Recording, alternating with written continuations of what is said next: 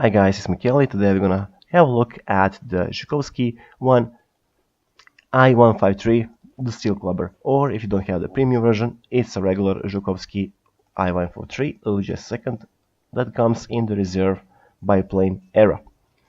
They're basically the same. This thing is a monster, is overpowered as crap, because it can outturn any aircraft in the game without losing power to its engine. For example, let's just do the fast comparison of the Gladiators of the British tech tree, which have 4 machine guns and little bit weaker engine. And that little bit weaker means that they are gonna lose airspeed in the turn, unlike this thing. So, compared to the Zhukovsky and Gladiators can only perform on high altitude with this thing, and as they go forward after 2 turns, they're actually gonna lose to Zhukovsky. This is how good the Zhukovsky is. The only thing that can counter Zhukovsky is the reserve biplane of the Japanese tech tree, the Ki-10 variants. So Zhukovsky of the Russian tech tree is basically a monster in a turn fight. It can actually climb as well. Before this thing, actually the regular thing had a much bigger than 2.0 battle rating.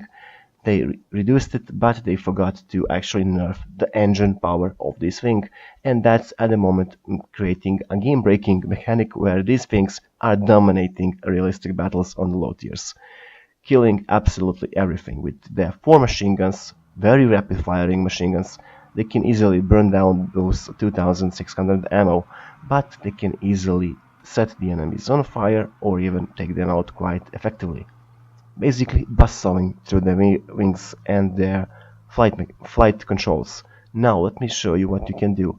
After upgrading, of course, throughout the radiator, airframe and all the stuff, you're gonna have to choose between tracer rounds and stealth rounds, depending on your approach. I like the stealth approach, so I use stealth ammo. Though if you have enemies as bombers, then you proceed to re-equip on the airfield by landing and equipping the rockets. Or if you're in an arcade game, you are gonna use rockets no matter what. In realistic battles, though, that's your secondary option because you want to maximize the turn fight of this monster. Because in any aircraft that goes into turn fight against this thing is gonna lose, and that's where you're gonna actually exceed in a turn fight. Keep in mind, you don't go above 470 kilometers per hour, especially after that your wings can easily rip off, so be careful about your turning. And if you're careful with that, positioned correctly, this thing can be indestructible.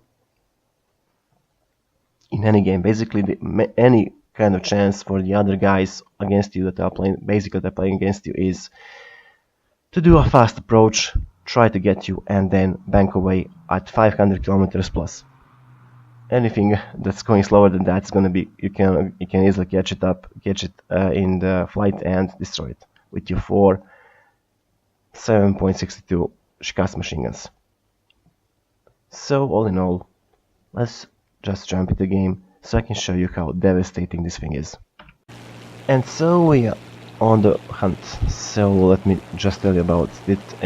With the I-153 you don't go head-on against heavy fighters because they'll rip you to shreds. This thing doesn't have any armor, so sitting behind the bombers is also a very bad decision, unless you are surprising them by a sudden strike, or coming from the positions where they don't have any gunners to defend with.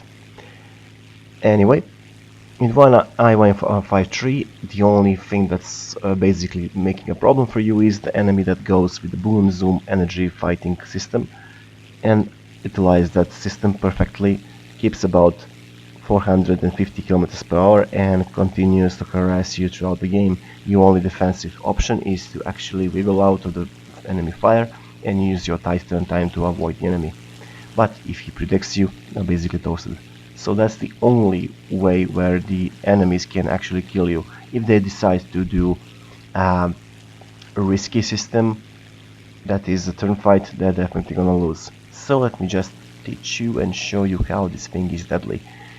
I'm not close to 2 kilometers above the enemy, and I want to keep myself above them so I can dictate the pace of the engagement, so I can choose my targets and know pick where I'm gonna engage and what I'm gonna engage.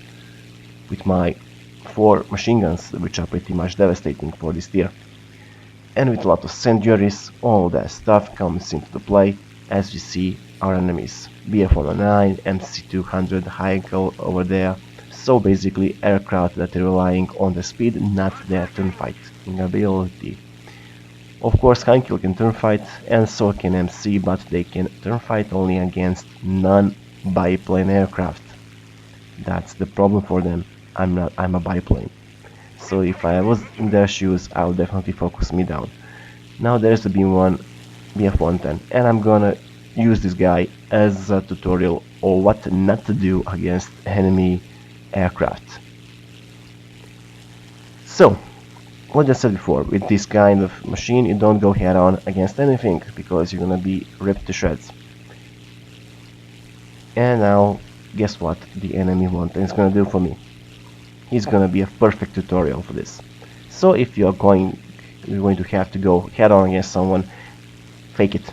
Don't go full head on, fake it and use your turning ability to evade the incoming aircraft.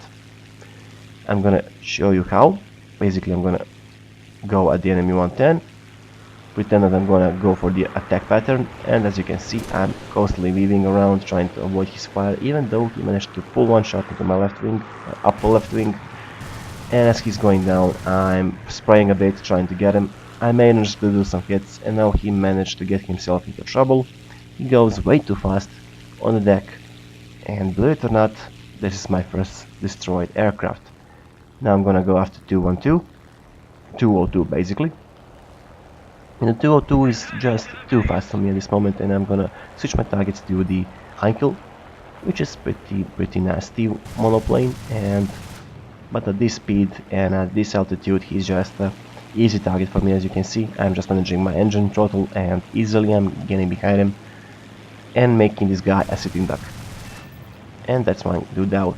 So turn around, switch, see the enemy are definitely on me and they now prioritizing me. That said, that MC-200 is definitely my first target. As I try to get him, I notice that someone is parking in my tail, and that's gonna be basically the BF-109. And as you can see on the third burst, I managed to set this guy on fire just to make sure to avoid him. And now the BF-109 comes in, and I'm gonna show you the trick of what to do when your target is very close. So again, faking the head-on, as you can see, and I'm actually doing a head-on right now. And while he's having problems aiming, I placed the guy that is under 20 kilometers from me in my aim point. Basically, he's so close that if I pull my aiming gun sight on him, I won't be able to get him, because my shots will go all the way to the other side. So I place the target to go between my top of my nose of my aircraft and my gun sight, and that's how you're gonna kill your close air engagements. And basically at this point the battle is over. The enemy bomber is gonna stray from some of the armored cars, and that's all he will do. So I'm gonna just farm a bit, make this thing easier as much as possible for me, and that's all they wrote. Anyway, this is the I-153. I'm gonna just show you the scores at the end, and hopefully you learned something from this, not to engage this monster in the turn fights. And if you are a heavy fighter, do a head-on, straight out, and keep your speed above 500 km per hour for a heavy fighter and most of the others. The only dude that can turn fight this thing is the Japanese biplane, and keep that in mind. See you till next video. Hopefully you have some luck in avoiding these monsters. Bye.